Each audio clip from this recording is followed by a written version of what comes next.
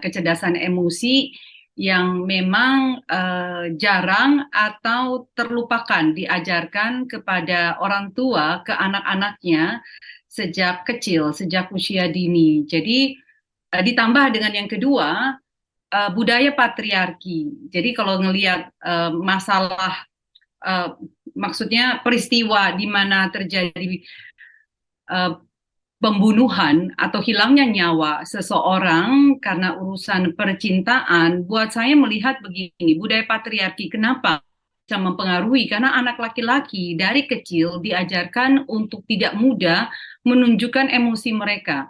Coba kita lihat bahwa anak laki-laki kalau sedih, menangis, kita selalu cenderung untuk mengatakan anak laki-laki tidak boleh nangis, anak laki-laki tidak boleh cengeng, anak laki-laki kok kayak perempuan. Padahal emosi manusia tidak melihat jenis kelamin, tidak melihat gender. Laki-laki maupun perempuan punya emosi yang sama. Emosi terdiri dari uh, beberapa bagian, ya, bukan bagian, beberapa hal dalam, berarti kita bicara di sini emosi sedih, gembira, takut, cemas, khawatir, termasuk emosi marah. Nah, emosi marah ini harus bisa dilampiaskan, tapi dengan porsi yang tepat, dengan tempat yang tepat, dengan orang yang tepat. Bagaimana bisa mengelola ini yang disebut tadi kecerdasan emosi. Nah, kalau ini tidak dipunyai, lalu terus dibawa sampai dewasa, termasuk membangun relasi kepada orang lain atau kepada pacar, contohnya di sini, kalau dia tidak mampu mengelola emosi marah, marah ini ya, dia tidak akan memakai logika, memakai akal budi, akal sehat dia untuk mengambil satu tindakan atau uh, uh, perbuatan yang akan dia lakukan kepada orang lain.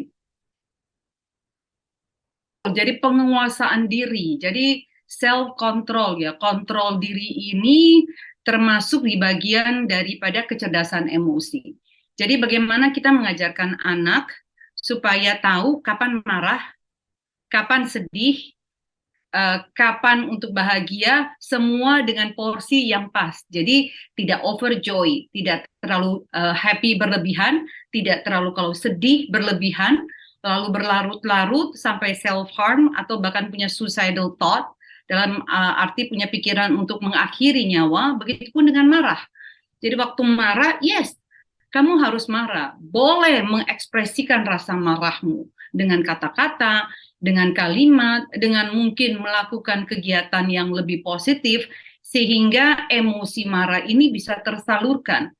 Kalau wajah kita, nah terkadang tidak bisa dilarang untuk diekspresikan lewat tindakan maupun lewat emosi, misalnya marah dengan menangis, anak terbiasa jadi memendam.